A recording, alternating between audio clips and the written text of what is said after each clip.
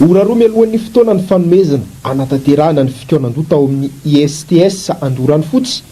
Efa feno mpitandro filaminana miatrana teny toerana sy ny manodidina. Voambina tsara ihany koa ny vavahadin'ilay toerana.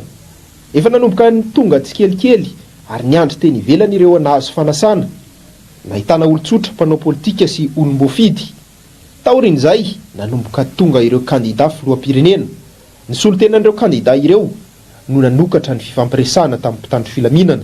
Hita anaty trano ve nangany le olona dia sakananareo e. Olona hita anaty trano ny sakanany. Olona hita ao anatin'ny trano sao dia tokony ao anatin'ny trano zay dia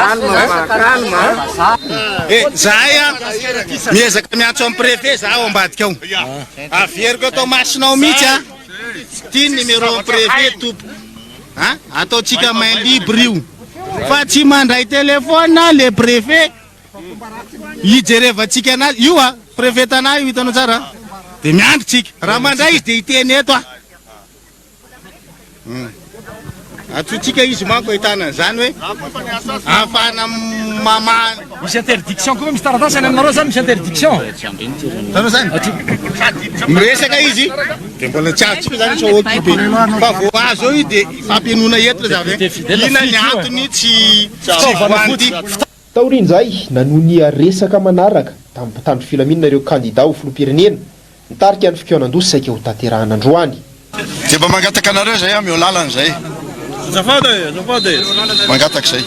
Tena mpanetretena nilazany hoe mangataka izay a fa olona tia filaminana izay a, olona ilamina izay a, olona tsikirotana izay a, olona hiditra ao anatiny izay mba ialana mihitsy a amin'ilay hoe ety ivelany sosana tikorotana ny olona ao anatiny izay. Dia ndao izay a jerenareo ao anatiny a, hankadreo ao anatiny izay mba hisy ny filaminana ihany koa tsy mampanino izay.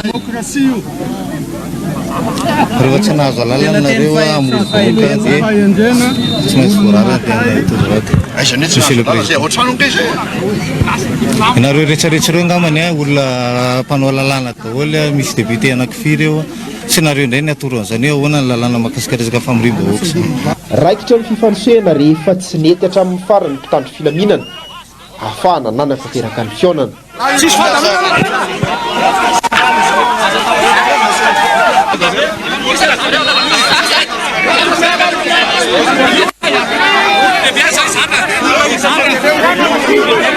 Tsy niemitra nefa ireo kandida ireto fa nanatanteraka ny fanambarana na andro sakatsakanana tamin'ny fampiasana ny mpitandro filaminana azy. Nanamafy izy ireo androany fa tsy lefitra manoloana ny tsy fanekena izy ireo ny firotsahan'ny filoha Andry Rajoelina ho kandida amin'ny fifidianana ho avy manoloana ny fananany zoperenena vahiny. Ny fepetra dia hoe ny hevitra tsy maintsy mivoaka foana e. Zao nareo maheno a vahoaka malagasy tokony aheno zay fepetra voalohany apartao ny vaovao. Fa zao tontolo zao zany a efa maheno fatareo tsara fa amin'ny teknôlôjia vaovao amin'izao fotoana zao a efa eran'izao tontolo zao efa maheno ny zavatra io daholo amin'izao fotoana zao hoe dia tena tsy ajaina mihitsy a ny fampiarana ny lalàna amin'ny olona rehetra eto amin'ity firenena ity. Ka dia iteny foana zay na manahoana mety amin'ny endrika samihafa nanehoana an'izay a fa dia tsy maintsy hiteny a zay hevitra zay araka ny teneniko teo hoe avy amin'ny vahoaka izay. Efa mazava ny voalazan'ny andininy fa 270 amin'ny lalàna mifehy ny zopirenena ary tsy tokony adian-kevitra izany hoy kosa i Parrain Auguste. Zany hoe io olo io zany dia efa vazaha io. Nangataka ho vazaha izy, nangataky devery zany nationalitény ny article 42 satria izy efa feno taogna izy nangataka an'io. Dak izy zany sy tokony andasaka dossier akory raha zay izy. Ary ho hitanay eo moa le inona moa ny fisaragny ho atao raha hoan'izay mahazo magnome certificat de nationalité na ny mpisara ny HEC zay anaikan'io. Ka izay natonga anay nanao sonian'le taratasy misy le fanambaragna igny zany izay le izy dia mbola izy zany tohizanay izao satria sy tokony azy adian-kevitra sony igny zany fa mazava igny maleo tena le article 42. Nanamafy izany ireo kandida hafa mitombo hatrany ny tsy fanarahan-dalàna ataony ny fitondrana izao hoy kosa Masy Golamali.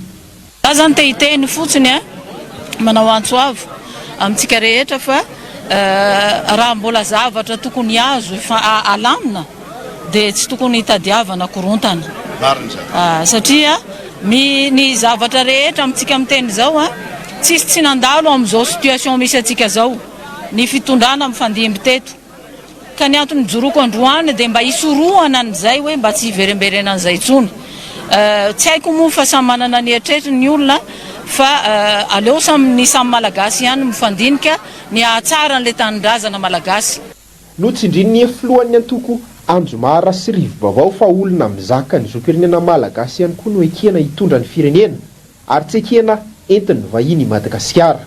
Nangataka zoam-pirenena vahiny ny filohan-kehitriny Andry Rajoelina dia nahazo an'izany. Raha nahazo zoam-pirenena vahiny izy dia tsotra, very zany ny zoam-pirenena malagasy anazy.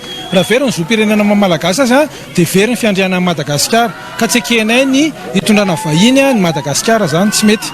Ahoana ny ireo ray aman-drenitsika latsaka ny rahany tamin'ny 770 matimaty fotsiny ve zany ireny olona ireny ka tsy ekena mihitsy ny hitondrana vahiny ny tanindrazantsika fa very ny fiandrianam-pirenena zay ny avy aty amin'ny Anjomara sy Rivo-Bavao. Teny ampovoan'ny arabe moa no nanao fanambarana tamin'ny mpanao gazety ireto kandida ho filoham-pirenena ireto noho ny fanakanana azy ireo tsy hiditra tao amin'ny toerana tokony nanatotosana izany.